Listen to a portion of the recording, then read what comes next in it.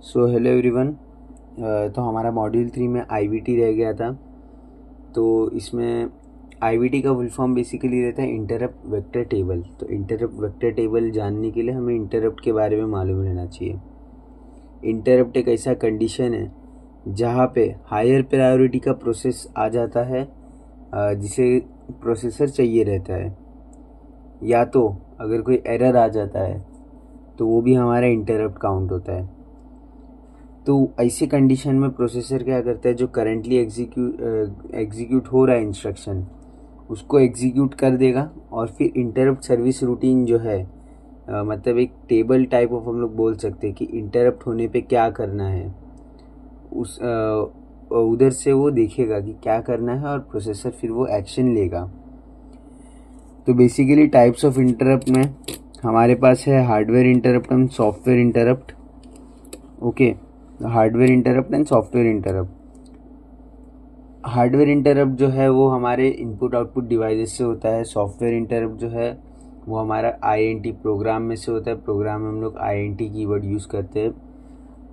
सो इसका भी एक डिफरेंस आता है कि hardware interrupt and software interrupt. तो ये भी मैंने मेरे जो पीडीएफ है डिस्क्रिप्शन में उसमें डाल दिया है। फिर नेक्स्ट इंटरप्ट, हार्डवेयर इंटरप्ट में हमारे पास दो तरह के रहते हैं, non maskable and interrupt request. Non maskable मतलब कि ये नॉन मास्केबल इंटरप्ट होने पे प्रोसेसर को कुछ भी करके सीपीयू अलॉट करना पड़ेगा, मीन्स जो सर्विस रूटीन है उसको इम्प्लीमेंट करना पड़ेगा। तो आपको आई होप सो एक बेसिक आइडिया मिला होगा इसका। फिर हम लोग मेन आते हैं आईवीटी पे। तो अभी जो सॉफ्टवेयर इंटरप्ट्स हैं हमारे 256 सॉफ्टवेयर इंटरप्ट्स है। तो और हर एक इंटरप्ट को लगता है 4 बाइट ऑफ स्टोरेज, क्योंकि CSNIP लोकेशन उसका स्टोर रहता है। तो फिर 4 बाइट्स इंटू 256, हर एक इंटरप्ट को 4 बाइट लगता है। 256 इंटू 4 1024 बाइट्स हमारा होता है, which is equivalent to 1 KB of memory. तो 1 KB का हम लोग ये जो है ये हम लोग साइज़ लिख देंगे 0000 टू 003FFH। तो ये आपको मेंशन करना है। आईवीटी में ये एक इम्पॉर्टेंट चीज़ रहती है। First 2 bytes is IP and other 2 is CS। Okay, तो ये हम लोग ने एक इंटरप्ट का बेसिक देख लिया। फिर इंटरप्ट जो है इंटरप्ट वेक्टर में वो 3 टाइप्स के रहते हैं, डेडिकेटेड इंटरप्ट, फिर बाद में reserved interrupt, user defined interrupt. इसमें अभी डेडिकेटेड में 0 to 4 है, रिजर्व में 5 to 31 है, 32 to 255 है। तो 0 to 4 जो है उसमें हम लोग को इतना याद रखना है, 0 से डिवाइड एरर रहता है, 1 से सिंगल स्टेप एरर रहता है, 2 से NMI रहता है नॉन मास्केबल इंटरप्ट, 3 से हमारा ब्रेक पॉइंट रहता है, 4 से ओवरफ्लो रहता है। ये हमारे टाइप्स ऑफ इंटरप्ट थे। फिर इसमें हम लोग को एक टेबल बना देनी है, मैंने रफली बनाई है, आप लोग नीटली बना सकते हो। यूज़र डिफाइंड, इसमें हम लोग को नीचे से स्टार्ट करना है।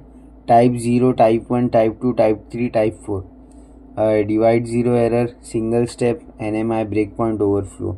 जो चीज़ें हम लोग ने ऊपर देखी वही टेबल में मैंने लिख दी है। फिर उसके ऊपर मैंने जो बाकी के हमारे 2 फील्ड्स थे, रिजर्व्ड एंड यूज़र डिफाइंड, वो लिख दिया है उसके मीन्स रेंज के साथ। सो ये हमारा इंटरप्ट वेक्टर टेबल है। फिर एक चीज़ आपको मेंशन करनी है, फॉर्मूला बोल सकते हैं हम लोग, कि इंटरप्ट n जब ऑकर होता है तो लेट n इक्वल टू 2। एक आपको एग्जांपल दे देना है, लेट n इक्वल टू 2, और फिर वो पर्टिकुलर कंडीशन पे हम लोग को फाइंड करना है CSNIP का लोकेशन।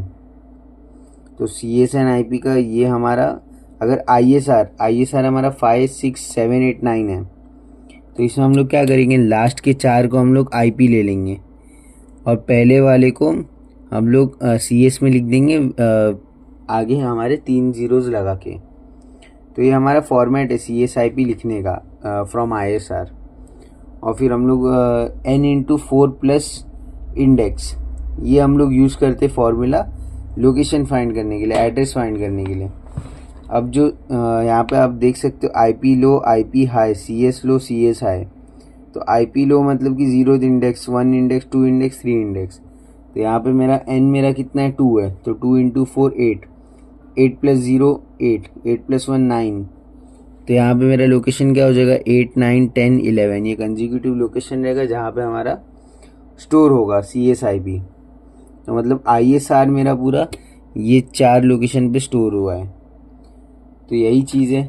आप अगर इंटरप्ट हैंडलिंग का एक डायग्राम बनाना चाहो तो वो भी बना सकते हो। ये हमारा ISR है, इंटरप्ट सर्विस रूटीन। यहाँ से हमारा इंटरप्ट स्टार्ट होगा, push CS push IP, return add to stack. तो ये एक हमारा फ्लो है।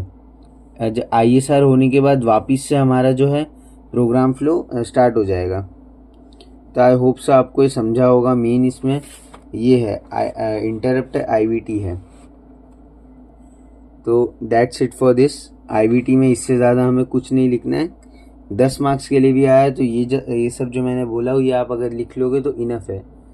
जो नीचे PDF है उसमें भी एक सोल्यूशन है, आप वो भी रिफ़र कर सकते हो, वो इसी चीज़ की थियरी है। That's it, thank you.